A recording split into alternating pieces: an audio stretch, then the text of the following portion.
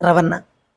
ముందుగా మన fathers జనరేషన్‌ని inspire చేసింది ఎవరంటే మెగాస్టార్ చిరంజీవి గారు. ఆయన అప్పట్లోనే ఆయన 'ఈఫోరియా' వేరే ఉండేది. అండ్ తరువాత జనరేషన్ మన అన్నయ్యలు, మన బాబాయిలు వాళ్ళని ఇన్‌స్పైర్ చేసిందేమంటే మన రవణ. అండ్ ఇప్పుడు మన జనరేషన్‌ని ఇన్‌స్పైరింగ్ పర్సన్ ఎవరైనా ఉంటే నాని అన్న. అండ్ నాని అన్న అండ్ మెగాస్టార్ చిరంజీవి గారి ఇద్దరి కెరీర్‌లు అలా బాగానే ఉన్నాయి. బట్ మధ్యలో మన ఫాదర్, మన బాబాయ్, మన అన్నయ్య వాళ్ళ జనరేషన్ ఇన్‌స్పైర్ చేసిన రవణ కెరియర్ మాత్రం ప్రస్తుతం కొంచెం డ్రాబ్యాక్‌లో ఉంది. అండ్ అలా ఎందుకు అవుతుందనేది కొంచెం డిస్కస్ చేసుకుందాం.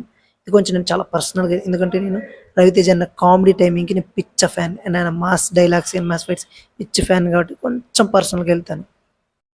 రవణ కెరీర్ మీద ఈ మధ్య కొంచెం సోషల్ మీడియాలో గాని ఇలా అక్కడక్కడ చూస్తున్నాను. ఏంటంటే ఆయనకి డబ్బులు ఇస్తే చాలు సినిమాలు చేసేస్తారు. లేకపోతే ఆయనకి సినిమాల మీద ప్యాషన్ తగ్గిపోయింది, ఇంట్రెస్ట్ తగ్గిపోయింది ఇలా అంటున్నారు. ఎవరు భయ్యా మీకు చెప్పింది? రవణ ఒక సాదాసీదా అసిస్టెంట్ డైరెక్టర్ నుంచి semi villains, semi characters, friend character, అసలు డైలాగ్‌లే లేని కొన్ని మూవీస్ చేసి అంచెలంచెలుగా పెరిగి ఇప్పుడు మాస్ మహారాజా అని టాలీవుడ్‌లో ఆయనకి మూవీస్ మీద ఇంట్రెస్ట్ తగ్గింది అంటే మాత్రం నేనైతే అస్సలు ఒప్పుకోను. అంత మంచి యాక్టర్ ఆయన. అండ్ ఇండియాలోనే one of the best and తోపు డైరెక్టర్ ఎస్ఎస్ఆర్. ఎస్ఎస్ఆర్ గారి 'విక్రమార్కుడు' మూవీని ఆయన డైరెక్షన్‌నే డామినేట్ చేసిన acting one and only actor ఎవరైనా ఉంటే అది మన రవణ. అలాంటి రవణకి మూవీస్ మీద ఇంట్రెస్ట్ తగ్గిందంటే మాత్రం అది మన తప్పైతది. అండ్ ఈ జనరేషన్‌లో చాలా మందికి తెలీదు రవణ బాక్స్ ఆఫీస్ స్టామినా అండ్ ఆయన ఫిల్మోగ్రఫీ అండ్ జర్నీ గురించి. ఆయనకు చాలా పెద్ద జర్నీ ఉంది. అసలు ఇప్పుడు తెలుగులో one of the best and పెద్ద పెద్ద డైరెక్టర్లు అని చెప్పుకునే వాళ్ళందరికీ ఫస్ట్ డైరెక్షన్ ఛాన్స్ ఇచ్చిందే మన రవణ.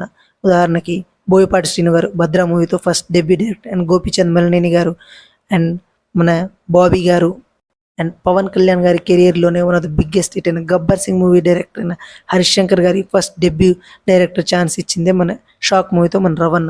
ఆయనకి అలాంటి రవణకి సినిమాల మూవీది ఇంట్రెస్ట్ తగ్గిందంటే మాత్రం అస్సలు ఒప్పుకునే పరిస్థితి లేదు.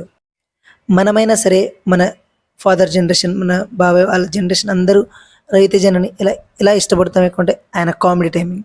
ఒక్కొక్క మూవీలో ఆయన కామెడీ టైమింగ్ ఎలా అంటే మోస్ట్ సీనియర్ కామెడియన్స్ అయిన వాళ్ళని ముచ్చమటలు పట్టించే కామెడీ టైమింగ్ మన రవణకి. అండ్ అలానే కామెడీ అనే ఒకటే కాదు, మాస్ కూడా, మాస్‌లో కూడా చాలా పర్ఫెక్ట్ అండ్ పెద్ద మాస్ హీరో మన రవణ. అలాంటి రవణకి ఒకటే ఒక ప్రాబ్లమ్ ఏం జరుగుతుందంటే ప్రెజెంట్ నేను గురించి అస్సలు మాట్లాడు. ప్రెజెంట్ ఆయన డెబ్యూ డైరెక్టర్స్‌తో ఎక్కువ మూవీస్ చేస్తున్నారు. అందువల్లనేమో కొన్ని మూవీస్‌లో కొంచెం క్వాలిటీ తగ్గుతుంది. స్క్రిప్ట్ సెలక్షన్ కొన్ని తగ్గుతుంది. ఆయన్ని ఒకటే విధంగా ఆ మాస్ మహారాజా అనే టైటిల్ ఉండడం వల్ల మాస్ మూవీస్ వెళ్తున్నాయి గానీ రవణ దగ్గర ఆయన స్ట్రెంగ్త్ ఏంటి కామెడీ అండ్ మాస్‌ని రెండిని బ్లెండ్ చేసి తీయడం. ఆ 2 బ్లెండ్ అయిన ప్రతి మూవీ నాకు తెలిసి ప్రతి మూవీ హిట్ అయింది. అండ్ లేటెస్ట్‌గా దానికి బెస్ట్ ఎగ్జాంపుల్ 'ధమాకా' మూవీ. మూవీలో అంత కంటెంట్ లేకపోయినా సరే ఆ కామెడీ టైమింగ్ అండ్ ఆ మాస్ రెండిటిని బ్లెండ్ చేసి సూపర్ ఎనర్జెటిక్ పర్ఫార్మెన్స్ అండ్ సాంగ్స్‌తో 100 crores గ్రాస్ కలెక్షన్ కొట్టిన మన బాక్స్ ఆఫీస్ స్టామినా మన రవణది.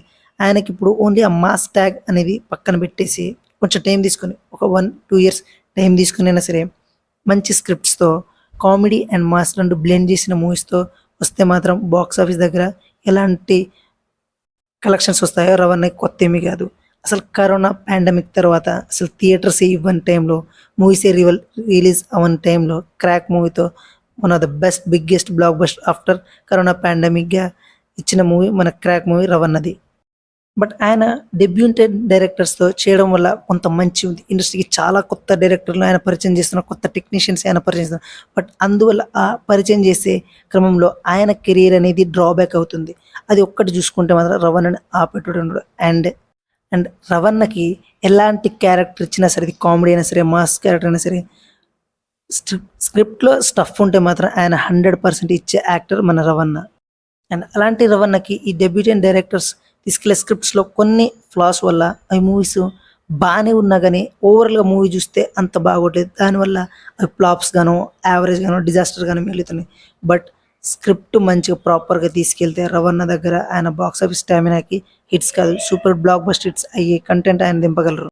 అండ్ ఫైనల్లీ రవణ నుంచి నేను కోరుకునేది అండ్ అందరూ కోరుకునేది ఒకటే, ఆయన మంచి ఫిలిమ్స్‌తో రావాలి. కామెడీ అండ్ మాస్ 2 బ్లెండ్ చేసిన మూవీస్‌తో రావాలి. హిట్ కొట్టాలి. అండ్ ఆయన మళ్ళీ ఇది వరకులాగా స్టార్ హీరోగా, ఒక స్టార్ పర్ఫార్మర్, స్టార్ ఎంటర్టైనర్గా ఉండాలని కోరుకున్నాను. అండ్ కొంత టైం తీసుకునైనా సరే కొంచెం మంచి స్క్రిప్ట్స్తో రావాలని కోరుకుందాం. అండ్ రవణని నేను ఎలా చూశానో నా ఫ్యూచర్ జనరేషన్లో అలాగే చూడాలని కోరుకుంటున్నాను. ఇది నా పర్సనల్ ఫీలింగ్. అండ్ ఈ వీడియో మీకు కనుక నచ్చినట్లయితే షేర్ చేయండి, సబ్స్క్రైబ్ చేయండి అండ్ నన్ను సపోర్ట్ చేస్తుండండి. Thank you. జై హింద్.